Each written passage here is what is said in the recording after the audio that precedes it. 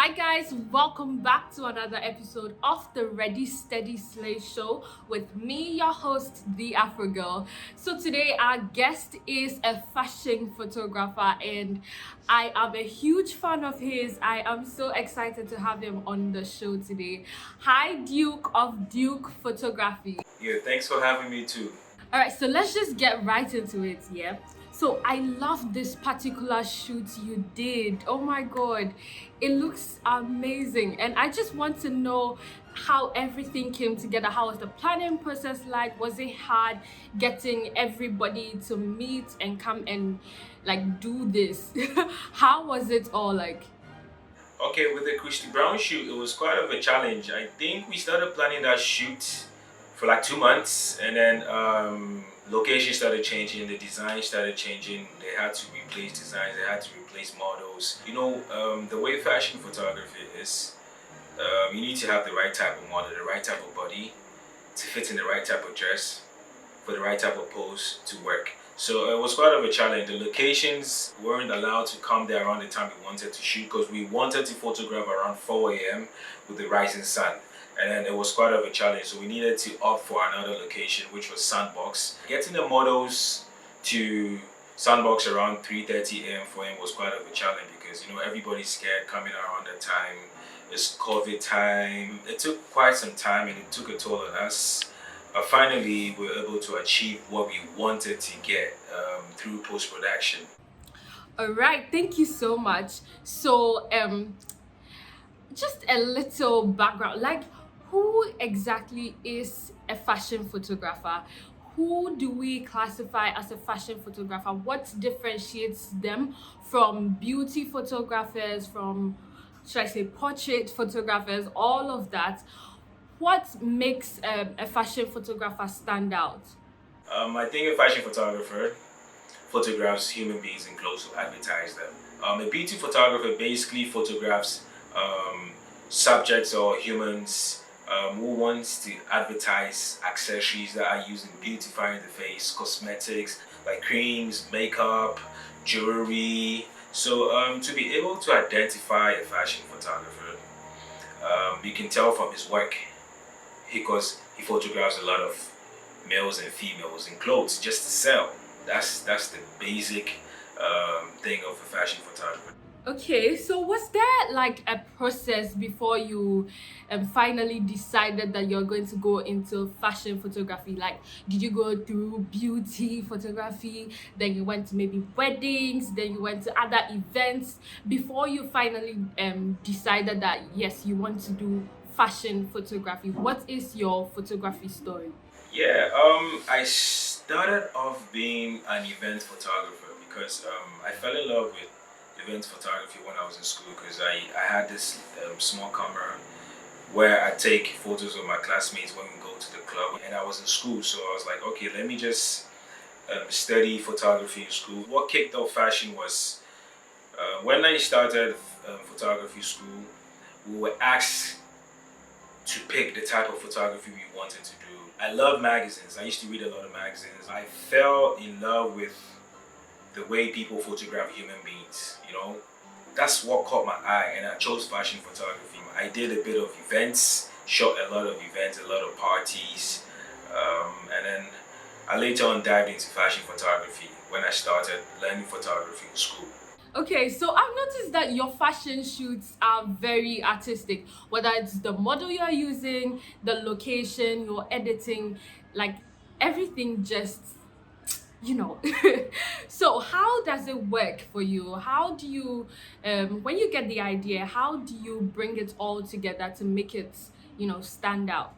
When I have to photograph, I do a lot of research. So what I do is I put a lot of ideas together, pick bits of every idea, put together to become one. And when I get the ideas, I look for the models that fit the particular idea. I get the right model, I get the right makeup artist, I get the right stylist. I work hand in hand with all of these people to create these pieces. And anything you see on my page, I try to photograph to perfection through the camera. I do minimal retouching or editing. I make sure I get it right in camera before. I mean, it's tough, but then from time to time, I get used to it. I shoot to perfection most of the time in camera, and I do minimal retouching basically.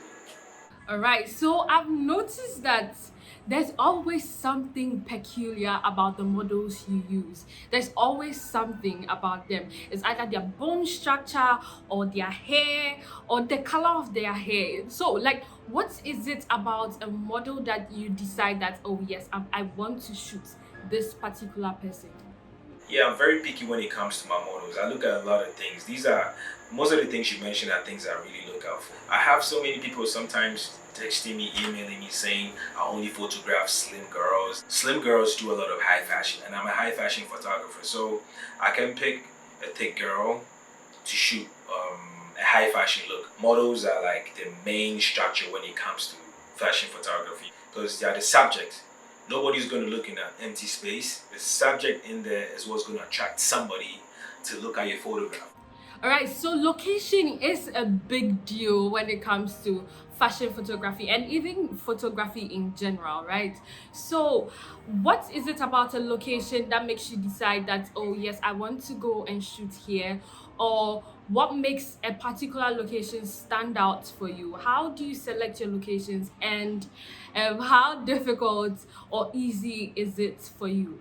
Yeah, locations in Ghana is quite overused unless you want to go outside Accra. I have shot at one particular location. I think I've shot about 5 campaigns at one particular location. I photograph in a way that people don't recognize where I shot. When you travel outside, it's quite easy to get like a prop store. Sometimes we need to compose that or probably maybe build like a set for it to look like the way we want. Okay, so I know that to get the perfect picture, you would have to work in collaboration with other people like makeup artists, like hairstylists, fashion stylists, and even the models themselves. So, how hard or easy is it to bring all these people together to work together? How does it go? Sometimes I have to put it together. Sometimes the client has his or her own team. They already have the makeup artists.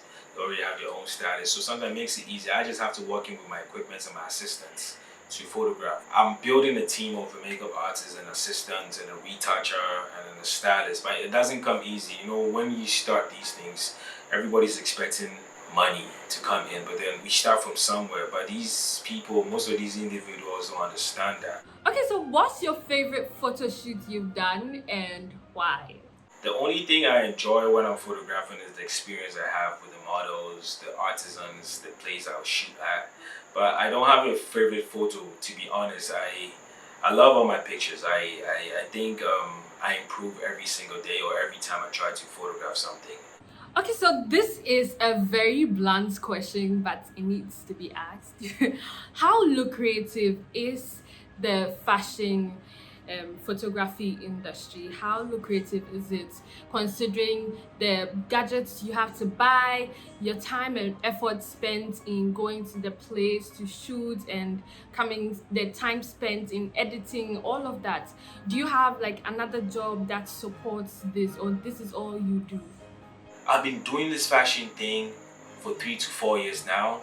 And then, I mean, in the beginning it was difficult because 3 years ago, 2 years ago, 4 years ago, these fashion designers didn't want to pay like a dime for a photo because they didn't know the worth and they didn't know the use of it. The real ones understood it, but then most of the people didn't know. So now they're getting used to it. They're understanding the impact they make when they shoot, when they take great photos and then they put it out. They realize they get featured in magazines, they get featured everywhere, and then people like what they see and people buy their clothes. So now they're understanding the worth of photographs. So to me, fashion photography to me is lucrative. That's where I make my money from. I honestly don't do only fashion. I look at other businesses as well. I have something else that I'm doing that I can disclose. I shoot like 2 to 3 times a week if God permits. I mean, like, if I don't have a job at all, probably I have like just one job that pays good within a week, and I'm grateful for that. And it's worth it. Fashion photography is lucrative when you learn it well and you make it your business. So, what are some of the hardest things about working with clients? Some clients are difficult. Some clients show you what they want, and then they don't want to give you the budget to produce what they're seeing or what they're giving to you. So it makes it difficult, and then they don't want to understand. They feel it's just taking a camera and then capturing whatever that's in front of you. But photography entails a lot. You can meet this client today and then she's cool or he's cool. The next time you meet the client, he's a different or she's a different person altogether. So it depends. It really depends on the experience or what happens on the set that day. Alright, so give us a sneak peek into your CV. Who are some of the notable brands you've worked with, not limited to Ghana? I work with international brands like Lisco, Printex. I work with a lot of magazines a lot. I work with Glam Africa magazine. I work with Glamour magazine. I actually work with Vogue. There's so many brands. I have a Ghanaian luxury brand I work with. I Intimates, Lawin Taylor. I have to go into my archive. I work with quite a number of people. Okay, so how do you educate yourself constantly so you can get like better pictures, better editing skills, all of that? I learned a lot from YouTube. I learned a lot from school. I learn every day. I have photography blogs on the internet that I go to every morning to see what's happening in the photography industry. And I learn from other photographers a lot. When the funny thing is, when I see all these newbies coming up and I ask them how they achieve some of their photographs, they feel like I'm trying to laugh at them. So they don't want to show me. But the truth of the matter is, I don't know. You know, we coming up, we learned it the hard way.